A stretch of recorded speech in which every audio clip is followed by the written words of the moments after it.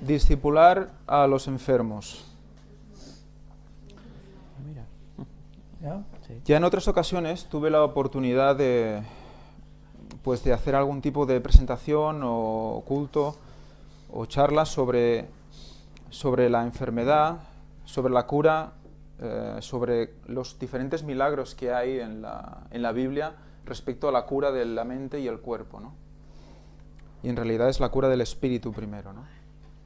Eso fue ya hace tiempo y bueno, ahora vamos a afrontar la lección a partir de las enseñanzas que no sé qué es, si es un profesor o un pastor, supongo que pastor ha hecho ha preparado la escuela de esta semana. Es un tema delicado, es un tema que solo entienden los que están sufriendo una enfermedad y que es delicado hablar de sanación cuando estamos sufriendo mucha gente, ¿no? Y ver cómo en los tiempos bíblicos pasaban estas cosas en las cuales, en los momentos en los que Jesús se acercaba a esas personas, o los mismos apóstoles, y con mirarles a los ojos, con recibir el contacto de sus manos, estas personas sanaban, ¿eh? Tuvimos ocasión en las charlas Mens Sancta in Corpore Santo, si queréis repasarlas, de repasar los diferentes milagros, y vimos como había un componente importante en la mayoría de ellos.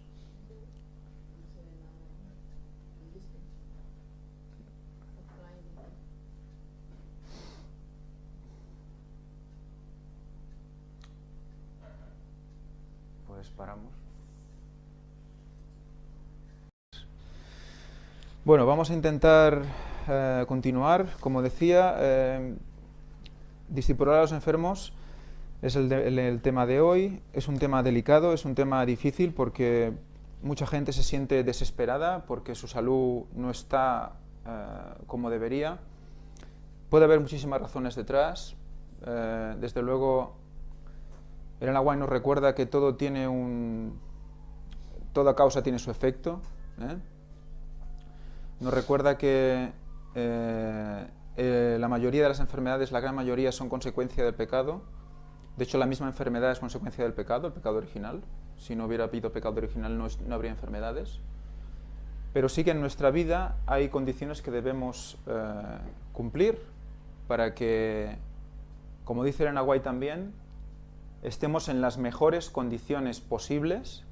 Nos dice básicamente eso, que estemos en las mejores condiciones posibles para que la energía que Dios nos influye pase a través de nosotros, llegue a todos nuestros órganos y estén los órganos en condiciones.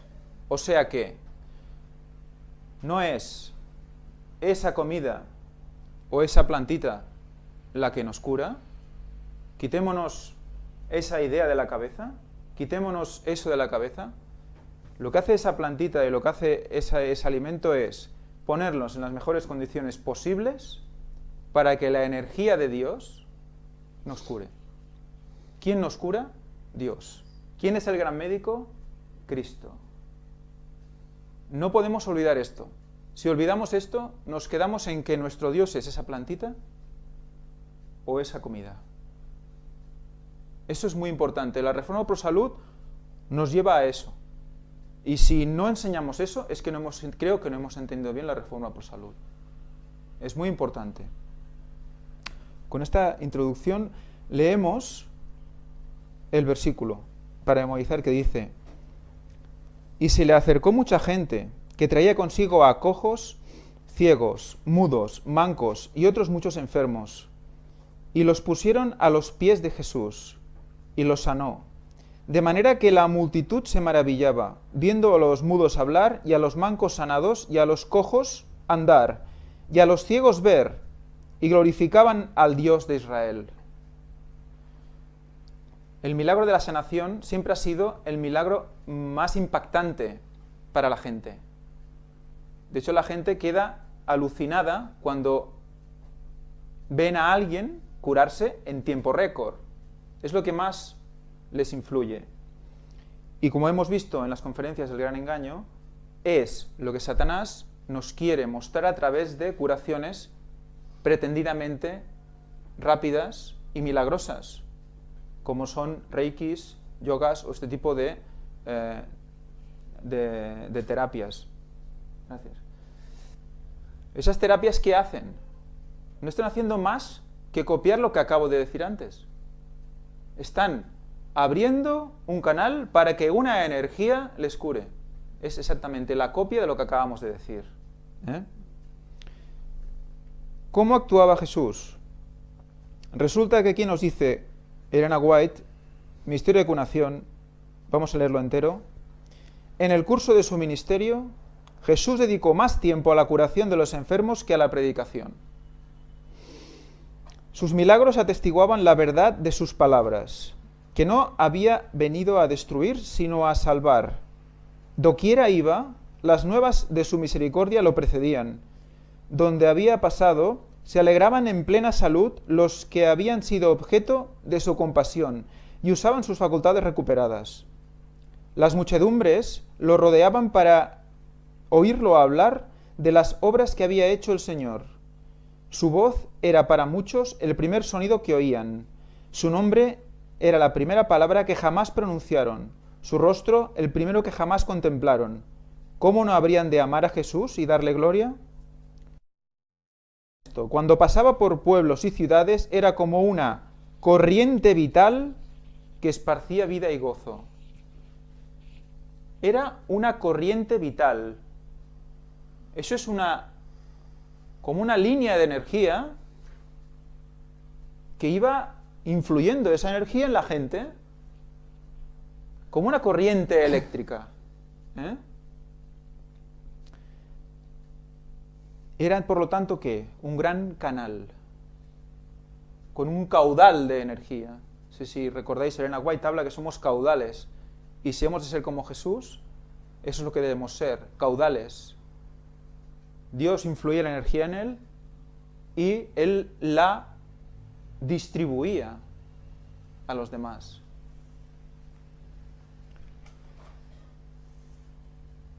En la lección del domingo nos dice, en Isaías 53:4 y Mateo 8:1, nos recuerda que Él mismo tomó nuestras enfermedades y cargó nuestras dolencias. Por lo tanto, es una promesa que debemos reclamar.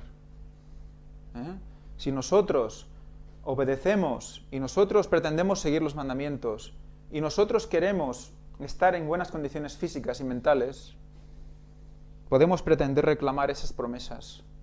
Y es el inicio de la curación. Aferrarnos a ellas con fe. Es el inicio de la curación, como pasó en muchos casos en la palabra de Dios.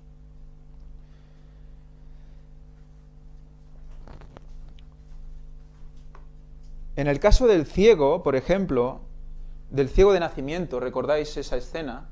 Es un caso muy interesante, porque los fariseos decían que ese ciego era ciego por los pecados que haya cometido él o los padres.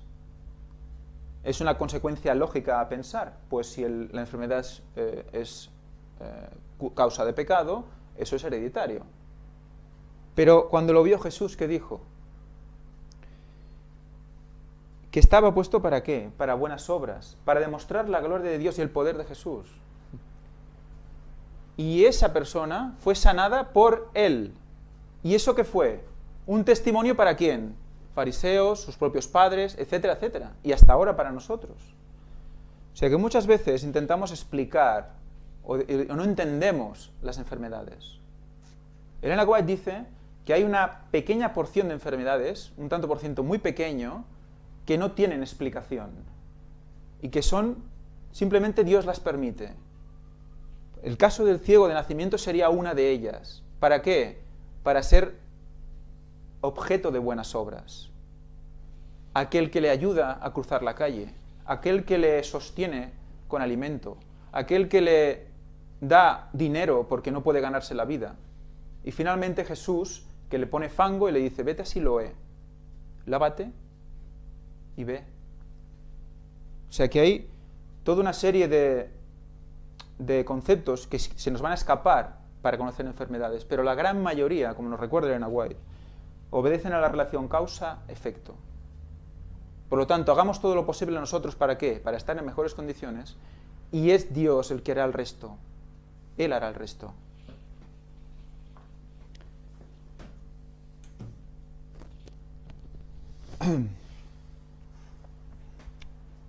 Hay un tema aquí que quizás habría que matizar. Dice, en la antigüedad se consideraba la enfermedad como el resultado de pecados. Y aún hoy, ¿quién no se ha preguntado si la enfermedad no es un castigo por el pecado? Los amigos de Job le sugirieron que su mala fortuna y su enfermedad eran el resultado de las faltas ocultas, diciéndole que sus pecados habían generado su situación. Los discípulos de Cristo entendían la ceguera como un castigo por las faltas de alguien, lo que sugiere que la enfermedad no requería diagnóstico o medicación, sino expiación. Las referencias de Mateo a las profecías mesiánicas de Isaías afirman que Cristo cumplió esta predicción que se encuentra curación en él.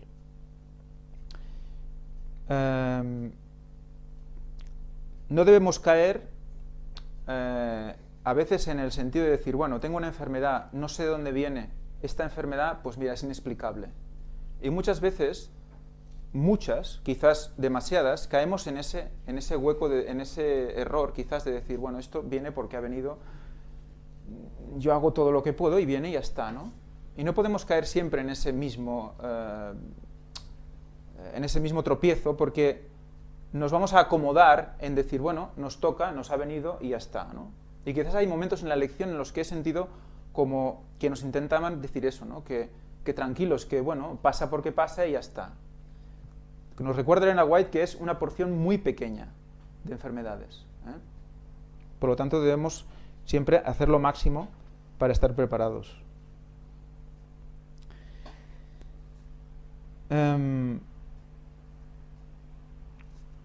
Sanar el cuerpo.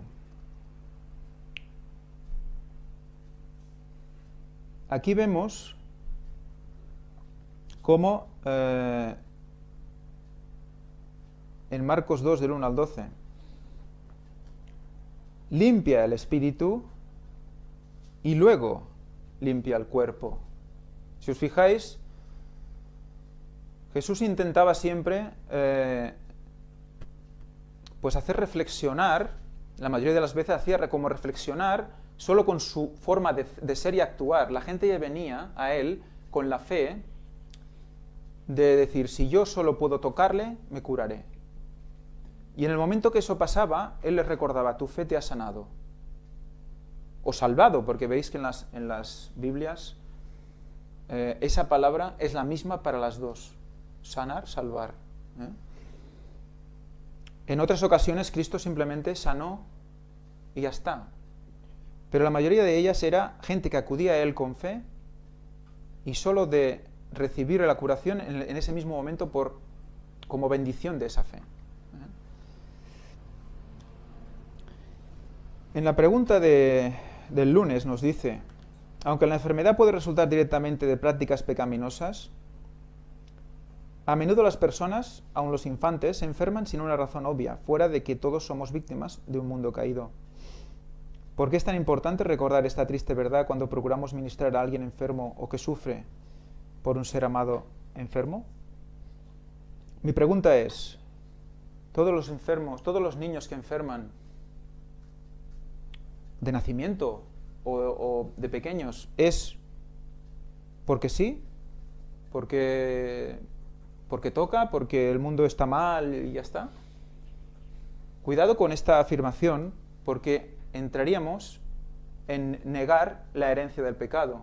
Recordemos que hay un texto bíblico que nos dice que por un solo hombre, por una sola transgresión, toda la humanidad lleva pecado. Cuando Adán pecó, nosotros no estábamos en el mundo. Por lo tanto, no nos tocó directamente. Nos ha tocado ¿por qué? Por herencia. Conforme pasan las generaciones, se va acumulando el pecado y nuestros hijos nacen con el pecado acumulado de todas las generaciones anteriores. Como el cuerpo de Cristo nació con 4000 años de pecado acumulado. O sea que fijaros lo importante que era que todos los antepasados de Jesús siguieran las condiciones y las normas divinas. ¿Por qué pasaba lo que pasaba? ¿Por qué había literalmente eliminación de pueblos? O gente moría por cosas que nosotros decimos, ostras, por eso tiene que morir. Porque de su descendencia iba a salir Jesús. Un cuerpo que debía estar en las mejores condiciones posibles relativas a la época, evidentemente. Por lo tanto, vayamos en la base de lo que nos dice la hermana White, que dice de la causa al efecto. Si tenemos un pequeño dolor de cabeza, no vayamos a tomarnos una aspirina sin más, sino que antes de tomarla, si queréis tomarla, por favor, buscar la causa, estudiar la causa. Un pequeño dolor de cabeza, porque eso nos va a llevar a que quizás haya un pequeño desequilibrio en algún punto de nuestro cuerpo y nos está diciendo algo. Y veamos por qué, analicemos por qué, estudiemos cómo debemos alimentarnos, el ejercicio físico y cómo debemos presentarnos ante Dios. Porque aparte de presentarnos nuestro cuerpo como debe ser, aparte de proclamar y de reclamar las promesas, debemos de preparar nuestra mente para Él. Hay más cosas. Hay que abrir el conducto de la oración para que esa energía llegue a nosotros. También nos dice en esta lección, en la lección del lunes, podéis decir algo, Yo aquí me estoy lanzando, pero decir algo. Cuerpo, mente y espíritu son aspectos diferentes de la personalidad o de la existencia humana, no entidades que existen en forma independiente. Por eso, todo lo que afecta al cuerpo afecta a la mente y al espíritu. Son aspectos interrelacionados de la persona humana. Así, cada vez que Cristo sanaba, no solo erradicaba el cáncer o curaba afecciones del corazón, sino también estaba transformando la experiencia física, mental y espiritual de la persona. O sea que era una transformación total. No era, tómate una cosa para curar esa cosa, no era un síntoma tratado, sino que era una cuestión de curación general de todo el cuerpo. Jesús sanó más que solo cuerpos. Cristo siempre intentaba sanar a la persona completa. Así reconocía que la salud física era inseparable de la salud espiritual. Inseparable. Por medio de la curación física realizaba una transformación espiritual. Y yo añadiría, o a la inversa, en muchas ocasiones. En definitiva, ese era su propósito último. Después de todo, la gente que sanara, de todos modos moriría para enfrentarse con la destrucción eterna al final del tiempo. O sea, no ganaba nada con sanar solo el cuerpo, si luego esa mente seguía en las suyas y igualmente no se salvaba al final. Por tanto, intentaba una curación total, una sanación global, para que eso sirviera para que esta persona pudiera mantenerse en condiciones hasta la venida de Cristo, la segunda. Aun cuando Jesús sanaba el cuerpo, tenía un objetivo de alcances eternos.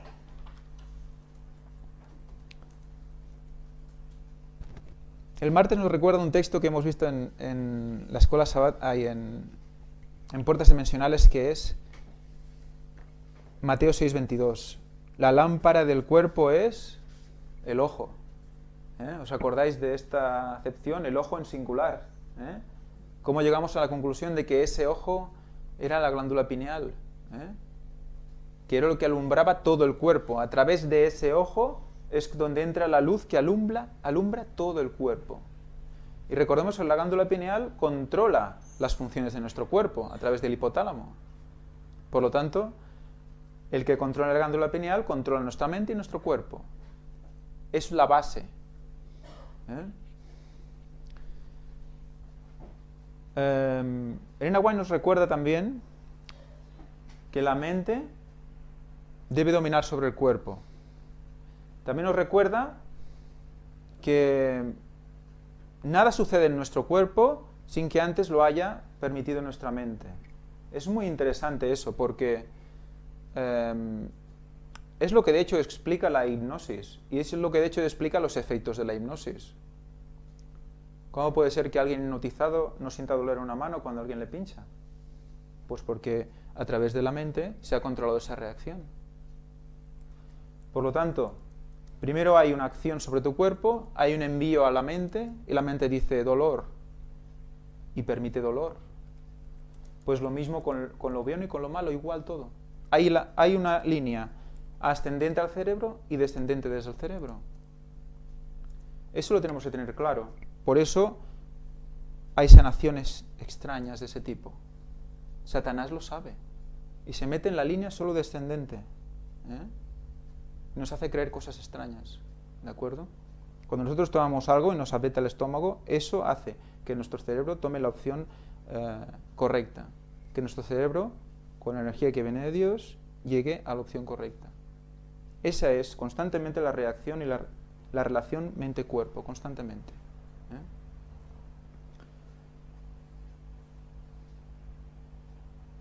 Si tu ojo es sencillo, todo tu cuerpo lleno de luz.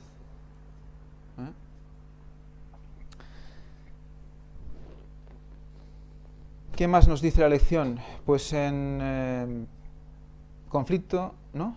¿CC qué es? El conflicto del Señor. ¿CC? No, sí, Camino a sí, Cristo.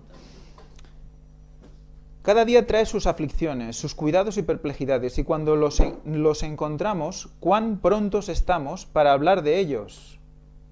Lo dice exclamando, lo vuelvo a decir, lo voy a decir con énfasis. Cuán prontos estamos para hablar de ellos. Nos lo está diciendo. Cuando algo nos pasa, rápidamente, oh, esto me pasa, esto no sé qué, esto no sé cuánto, y al primero que pillas, ve para acá, ¿sabes qué? Me ha pasado esto y lo otro. No. Y nos lo dice, cuán prontos, qué rápido. Intervienen tantas preocupaciones prestadas, se abrigan tantos temores, se expresa tal peso de ansiedades que cualquiera podría suponer que no tenemos un Salvador compasivo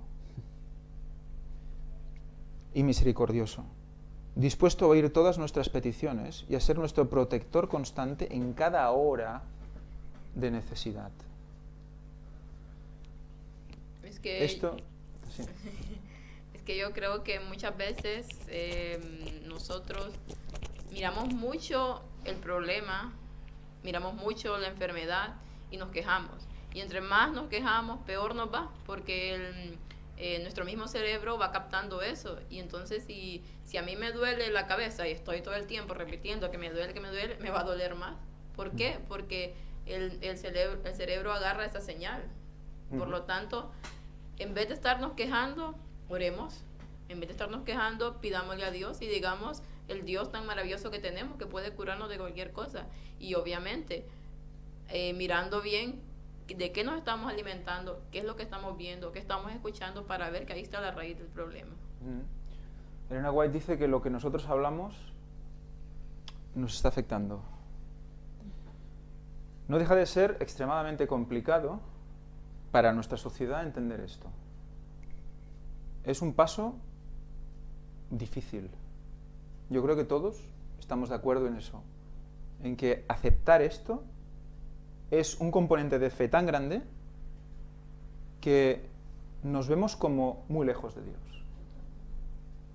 Nos vemos muy lejos. Y estuve leyendo el otro día, primeros escritos, capítulo Oración y Fe. Os recomiendo, es un capítulo de nada, 2 páginas creo. Por favor leerlo, pero leerlo muy despacito. ¿Recordáis? Estuvimos leyendo ayer. Leerlo despacito porque hay conceptos, hay palabras que si la leemos rápido se nos van a pasar y nos vamos a perder. Pero nos recuerda la fe y aferrarnos a las promesas de Dios. Orar y actuar como si hubiéramos recibido la bendición que estamos pidiendo. Eso nos va a mantener en paz y vamos a ejercitar la fe, que es lo que habla Elena White. Ejercitar la fe, ponerla en práctica. Eso va a hacer que nosotros cojamos la rutina o nos acostumbremos a confiar en Dios. Y eso va a hacer que aumente paulatinamente nuestra confianza en Dios. debemos empezar por ahí. No debemos empezar, yo creo, por la medicación rápidamente, sino que debemos empezar por ahí. Ya os lo digo, es fácil hablar cuando, gracias a Dios, tu salud te respeta. Es muy fácil hablar. Debemos orar por toda la gente que sufre por cosas, por enfermedades, que no sabe por qué las tiene. Debemos orar por ellos porque quizás están esperando nuestras oraciones. Quizás son como ese ciego de nacimiento que están esperando que alguien ore por él. Que alguien vaya y le diga, no te preocupes, Dios está contigo. No te preocupes, Dios dijo que llevaría nuestras enfermedades. No te preocupes, yo oraré por ti. Eso lo está esperando muchísima gente. Y de hecho es lo más poderoso que podemos darle. Cuando dice que Elena White que la reforma por salud es el brazo derecho del tercer ángel, es porque además de esa oración, la otra persona, la persona que recibe, puede hacer algo. Que a veces nos quedamos como, ¿pero qué puedo hacer yo ante esa enfermedad? ¿Qué puedo hacer? Dios nos dice qué podemos hacer. Podemos ponerlos en las mejores condiciones. Orar y por fe reclamar las promesas. Ese es nuestro trabajo. No podemos afrontar de otra manera. Y vemos que lo que dice en la cartilla acerca de discipular a los enfermos, lo que hizo Cristo fue un evangelio muy práctico. Él iba, conocía a la gente, miraba su enfermedad, aliviaba su enfermedad y de esa forma les podía dar el evangelio. Pero que iba primero por esa parte porque Él mejor que nadie nos conoce. Y esa es una forma de evangelismo muy práctico que nosotros hoy en día podemos hacer. No es necesario que vayamos a visitar los hospitales o cualquiera de estas cosas. Podemos ir y instruir a la gente acerca de cómo se está alimentando, porque ahí viene la raíz de las enfermedades. Entonces, si nosotros compartimos con alguna otra persona, que yo creo que eso no, la gente siempre quiere escuchar, siempre quiere saber, porque nadie quiere estar enfermo. Y si nosotros vamos, le decimos acerca de lo que es la alimentación correcta, estas personas van a escuchar y de esa forma van a abrir sus corazones para poderles entrar con el evangelio. Entonces, eso es una forma discipular que Cristo nos enseñó a nosotros, que nosotros podemos hacer. Cada uno de nosotros tiene un don y cada uno de nosotros puede ponerlo en práctica de la mejor manera posible, pero creo que el poder decirle a la gente acerca de la alimentación, cualquiera lo puede hacer. Cualquiera puede introducir una plática de esa manera y así podemos entrar con el mensaje. Y caminar, no quedarnos... Elías, que después de hacer lo que hizo, ¿tuvo miedo? Nosotros también. ¿Por qué no nosotros también? Se echó debajo del enebro y dijo, aquí me pelan, no puedo más. Y le dijo a Dios, levántate, come, bebe y anda, sigue tu camino. Y creo que esa es una manera también de afrontar una enfermedad, de afrontar un problema físico o de salud, seguir el camino. Marcarte tu camino, saber cuál es la voluntad de Dios para ti hoy. Pues esa es la voluntad de Dios, pues marco el camino. Ahora estoy recordando la entrevista póstuma a Ron Wyatt que vimos el otro día. Ron estaba a punto de morir y está hablando con la persona que le entrevista y se ve que en poco tiempo hay una reunión, parece ser que con dirigentes de la iglesia, en la cual el que le entrevista le dice, me gustaría llevar folletos vuestros, pero sé que aún no están imprimidos. Y él, convaleciente, metiéndose calmantes porque no podía aguantar el dolor a causa del cáncer, le dice, no te preocupes, la semana que viene estarán listos. Puedes venir a buscarlos y espero que vaya bien. Estaba muriéndose. Él estaba en algún momento, en toda la entrevista, en ningún momento hizo referencia a, ay, qué mal estoy, ay, qué tal.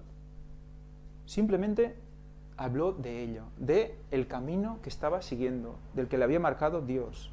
Y ese debe ser nuestro ejemplo, cómo hasta el último momento él simplemente marcaba el camino. Decía, bueno, pues toca hacer los folletos, toca presentar esos folletos, toca... Desgraciadamente Ron murió. ¿Qué le vas a decir? ¿Cómo una persona tan aferrada a Dios murió? ¿Qué pasa? ¿Que los cristianos son inmortales? ¿Cuál es la voluntad de Dios para nosotros? ¿Por qué Ron murió en ese momento? Dios lo sabe. Dios lo sabe, solo Dios lo sabe. Y eso es lo que a veces nos empepinamos en entender. Cosas que no tenemos derecho a entender. Solo Dios sabe toda la historia de cada uno de nosotros. Solo Él. Exactamente. Es verdad que entre el pueblo de Dios, el que se dice pueblo de Dios, no deberían de existir gente enferma, porque Dios ya nos ha dado una dieta a la cual nosotros debemos de hacer caso. Pero hay ciertas enfermedades o ciertas cosas, como lo vimos con el ciego, que glorifican a Dios. Dios es omnipotente, él es el único que sabe, y que sabe cada una de nuestras vidas, y sabe qué es lo necesario hacer para que su nombre pueda ser glorificado. Y yo creo que a veces hay ciertas enfermedades que personas que llevan una dieta muy buena, por así decirlo, hacen todo lo que Dios les manda, pero les cae la enfermedad. Pero no podemos ni criticar a esa persona ni juzgarla, porque solamente Dios sabe por qué lo está haciendo. Mira Job. También. Job, una persona que seguía a Dios en todo, pues recibe para darnos una lección a nosotros, a toda la humanidad. Porque, como dice ella, alguien puede estar glorificándose de que yo me estoy alimentando como nadie, veis cómo estoy de sano, y al final decir, mira, ves, como estoy haciendo todo esto, tengo salud. No. Perdón. Tú no tienes salud porque estás haciendo todo eso. Tú tienes salud porque Dios te da energía de vida. Dios te da energía de vida. Y en cualquier momento que Dios puede decir, yo levanto mi mano de ti y entrar en enfermedad. Y ahí te está demostrando, y ahí te está enseñando, y esa persona debe asumir la enseñanza. El texto del final del martes nos dice, aunque un caminar íntimo con Dios no es garantía de buena salud, no hay dudas de que la paz mental que proviene de conocer a Dios produce un impacto positivo aún en lo físico. ¿De qué modos prácticos podemos aplicar estos principios de salud, en especial si somos propensos a preocuparnos? Lo que estábamos comentando, no es garantía de salud, pero sí que es garantía de que lo que te pase sea voluntad de Dios. De eso sí que es garantía. Es muy importante que lo que pase en tu vida sea voluntad de Dios.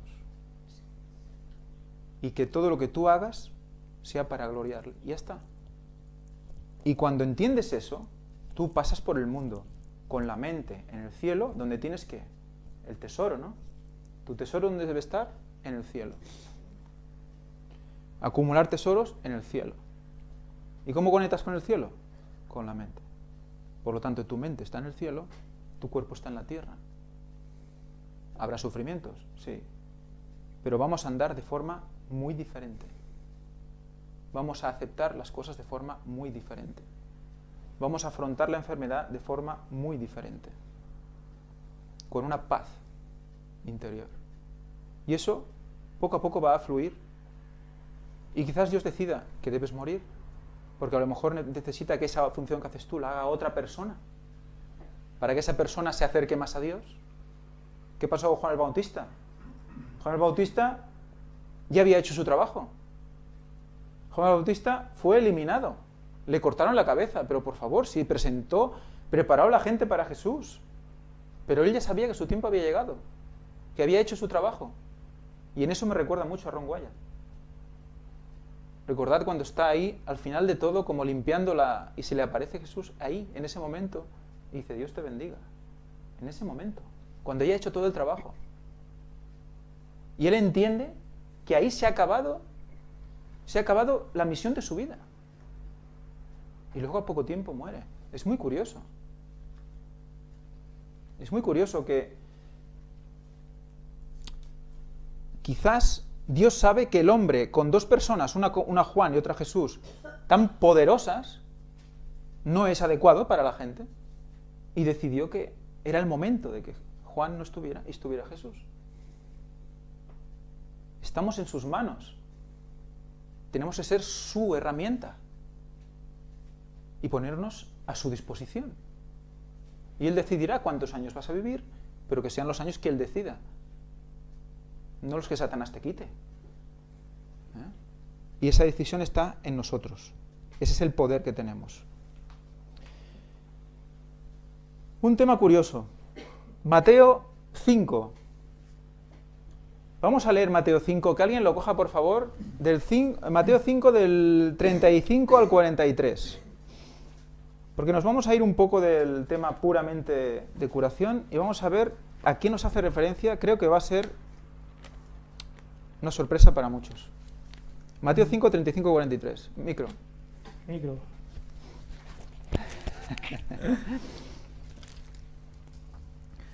Ni por la tierra, porque es el estado de sus pies, ni por Jerusalén, porque es la ciudad... Perdón, me equivoqué, Marcos. Marcos. Me pasó lo mismo el otro día, ¿eh? O sea, busqué Mateo, digo, Mateo 5:35. Esto no es, me pasa lo mismo. Cuando Jesús estaba aún hablando, vinieron de casa del principal de la sinagoga y le dijeron: tu hija ha muerto, ¿para qué molestas aún al maestro? Al oír esto, Jesús, al principal de la sinagoga: no temas, cree solamente. Y no permitió que ninguno fuera con él, sino Pedro, Santiago y su hermano Juan. Al llegar a casa del principal de la sinagoga, vio el alboroto, y los que lloraban y lamentaban. Cuando entró Jesús les dijo: ¿por qué alborotáis y lloráis? La niña no ha muerto, sino que duerme. Y se burlaron de él. Pero él los echó a todos, tomó al padre y a la madre de la niña y a los que habían ido con él, y entró donde estaba la niña. La tomó de la mano y le dijo: Talita cumi, que significa: niña, levántate. Al instante la niña se levantó y se puso a caminar, porque tenía 12 años, y la gente quedó muy espantada. Pero Jesús les mandó estrictamente que nadie lo supiese, y dijo que le diesen de comer. Muy bien. Vamos a analizar la situación. Pregunta importante. ¿Cuántos entraron a la habitación? ¿Cuántos entraron a la habitación?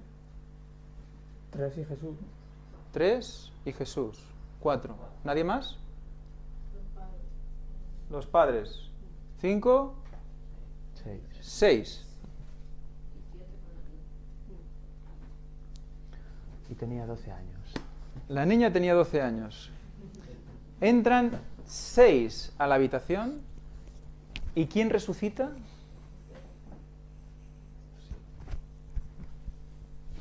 La séptima. Ella, la niña. Nos está volviendo a decir otra vez que en el 7º milenio viene la resurrección de los muertos otra vez. Como decía Víctor, podía haber cogido 27, 35, 153. No, cogió a 3. Pedro, Juan y Jacobo, creo. Con él. 4. Los padres, 6. Y resucita la niña. Es impresionante. Yo creo que es impresionante.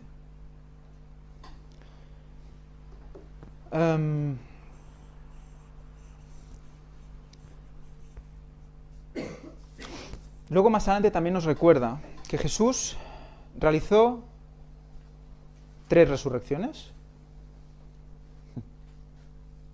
3 resurrecciones. La hija de Jairo, el hijo de la viuda y finalmente Lázaro. 3 resurrecciones. Divinidad.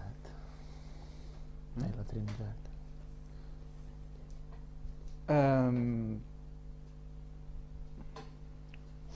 Demostraron que esta oferta, la hija de Jairo, el hijo de la viuda y finalmente Lázaro demostraron que esta oferta era demasiado buena para ser cierta y era auténtica. La enfermedad y los accidentes pueden prevalecer, pero la vida eterna está garantizada a todos los que hagan de Jesús su Salvador.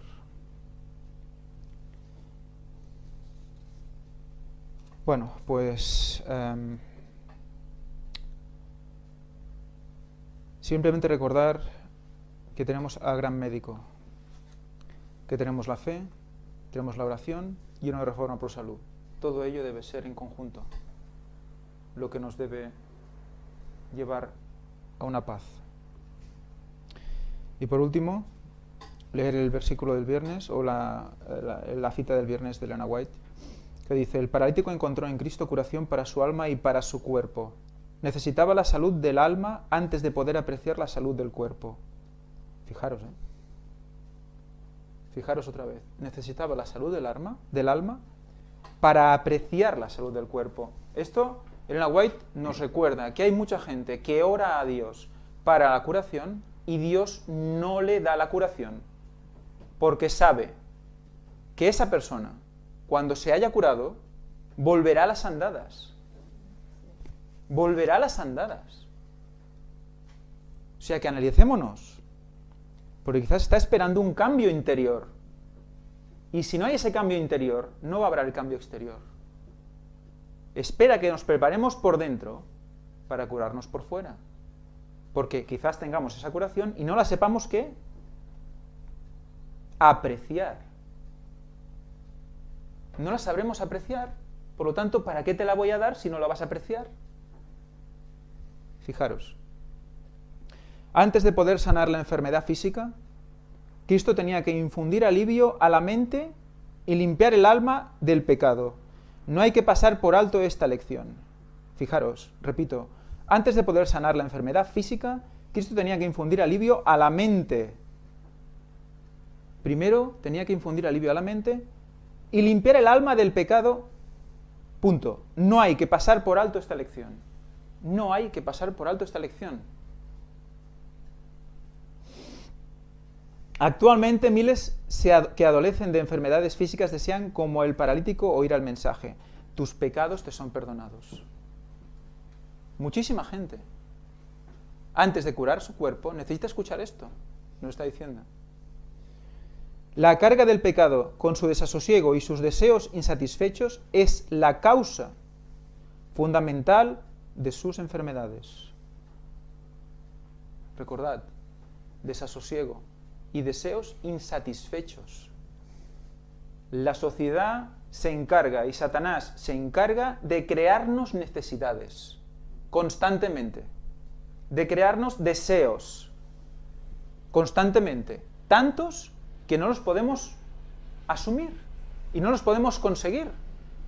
No podemos tener todo lo que nos ofrece Satanás, por eso lo hace. ¿Y qué hacemos? Ansiosos constantemente por ese móvil de última generación. Porque si no tengo eso, no voy a llegar al otro. Si no tengo esa bicicleta, no podré hacer aquello y no iré con mis amigos que también la tienen. Y si no puedo coger el coche, tendré que ir al autobús. Y claro, en el autobús tampoco es lo que puedo hacer y tal, no sé qué. Y todo eso nos llena de ansiedad.